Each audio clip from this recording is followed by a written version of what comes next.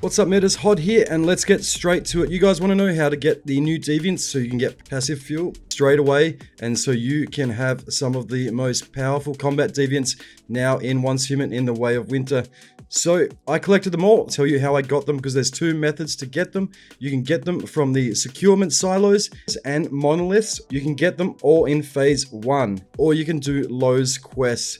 But do be aware, I actually only got the snow sprite from a chaos walker, so still unconfirmed if that drops in another type of silo. But I'll go over where I got my deviants, and then at the end of this video we're going to look at all their abilities so you guys can get ready and pick the ones that you want to prioritize, because they are pretty crazy, like the ice block, which you can use to vault up and make yourself steps. It's wild what some of these deviants can do, from passive fuel to buffing your acid farm. So without further ado, first I'll go over the silos and what they drop, which deviants they drop, and then in the second part we'll go over Lowe's questline, and finally we're going to take a look at the deviants. So smash a like and subscribe. And first up, we have the ice block from securement silo Psi, and this is a level 30 silo. So these are a little bit backwards, but we did the level 30 silo at like level 12 with tier 1 gear. If you got some people who know what they're doing, you can run this silo. So it's over here in the new area, and run this and you'll get the ice block. And this deviant's not great for PvE, but on PvP it's going to be a meta changer, so make sure you guys get that. Next up we have Invincible Sun. This is from the level 10 silo Delta 1. This is the one with the vultures in it, so run this silo. It's a really quick, really easy one, and you'll get the Invincible Sun. Really powerful new combat deviant. So if you're wanting to make a burn build, make sure you run this early, and it is level 10, so really quick to run. Now next up we have Snow Sprite, which I actually got from a chaos walker. Now unconfirmed, I've run all the silos and all the monoliths at the moment, so I don't know if it drops from one of those. I did just confirm it is in silo 08, which unlocks in the next phase in the other area, currently locked in phase 1, and you can get it from Lowe's quest too. But if you can get on a server where there's active players taking down a Chaos Walker and join in, I think it might consistently drop from here. But again, unconfirmed. I haven't got it from a silo, but we did get it from an event. So next up, we have Silo X1 for the Hydronaught fish. And this guy, he goes around and gets you salt water, and he has a chance to get you fish too, so that you don't have to. So nice and convenient. You checked off on your Mitsuko quest line easy passively now. Now, next up, we have the Secret Servitor, the new boss, and this guy is at level 19. This boss isn't too difficult, so if you take him down, you can get Snapshot. To unlock the boss, you have to get 4 rift anchors in this vicinity, so make sure you unlock this side of the map to get the servitor open, and you can fight him and get Snapshot. He's a new combat deviant. He attaches to your arm and makes everything you're looking at take increased damage. So far in my testing, he's been pretty inconsistent though. Next up, we have Gazocchio, and he's only from the low level quest. I've got him so far, again, a bit like Snow Sprite, but if you go to low and get his quest, which I'm going to cover later, you can get Gazocchio. He sits in your base and protects it, and he also harvests some resources. I'm yet to see what he's actually going to get me, but this video is just about where to get these anyway.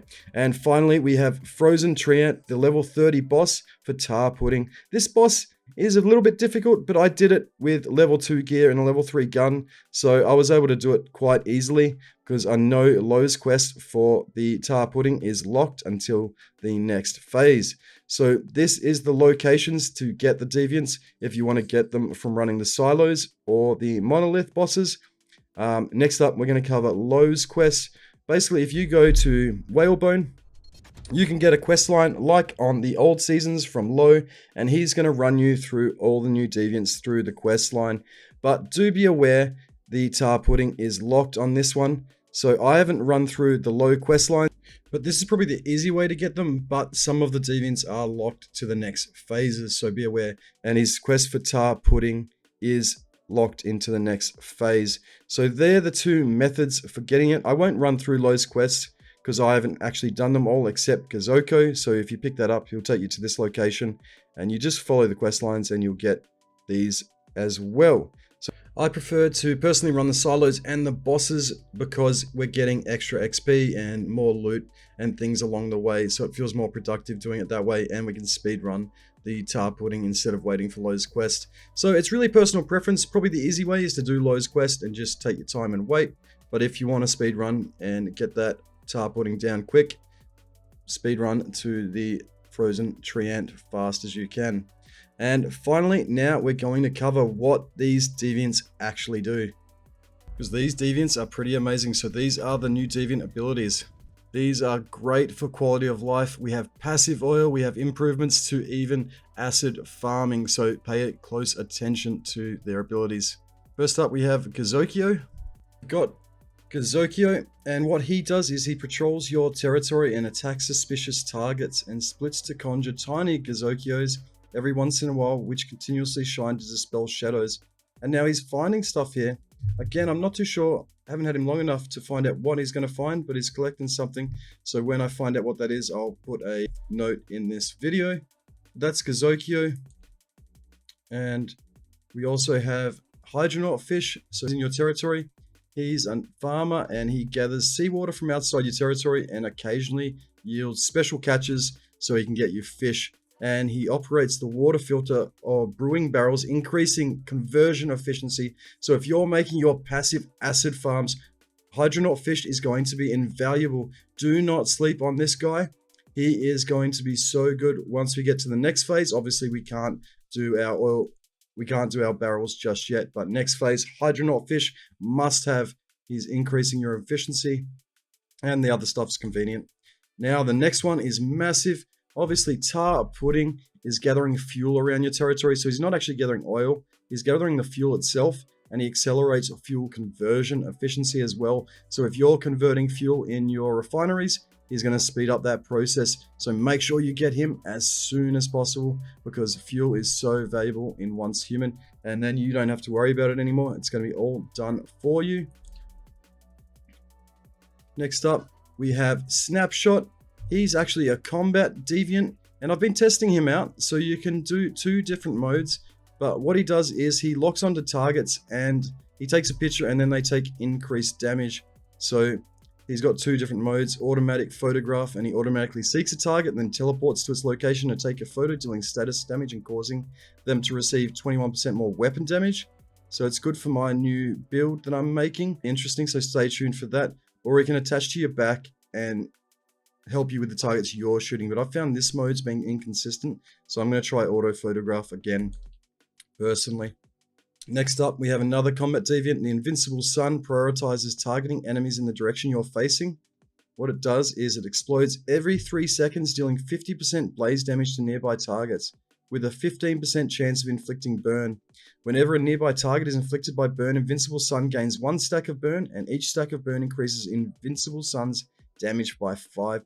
The target hit takes plus 20 blaze damage. So as you can see, if you're using the new guns with the new burn abilities, then this guy is going to be a must-have. He's going to increase your damage substantially. It's going to be pretty wild, to be honest. I'm nearly wondering whether it'd be viable for PvP at this point. I might even look into a burn build too. Next up, we have the Snow Sprite, and Snow Sprite is another combat deviant, and he prioritizes targeting enemies and where you're facing, and he is similar to the burn. He generates ice crystals instead near the target every 3 seconds. When the ice crystals shatter and when shot, they deal 75% frost damage to nearby targets and cause them to take 36% more frost damage. So again, huge buff to the new frost guns. Now this one's actually my favorite. The ice pot is really underrated. It actually makes sticky ice crystals, and what you can do is you can throw these down and make a ladder to climb up. And so on PvP servers especially, we're going to be able to raid bases with this. There's no more sky towers really. You're going to be able to build into anyone's base, so be aware of that. Ice pot's going to be great. If you get it over to the Prismverse server, man, you're going to have a pretty damn strong advantage over everyone else really early. So watch out for that. It's going to change the meta very soon. So these are the new deviants. If you guys found this video helpful, make sure to smash a like and subscribe for more, and stay tuned for my new build video that's coming soon. You guys are legends. Thanks for watching, and I'll see you guys in the next one. And don't forget to stay tuned and tune into the streams. I've been live streaming our playthrough on The Way of Winter. So I'll see you guys next time.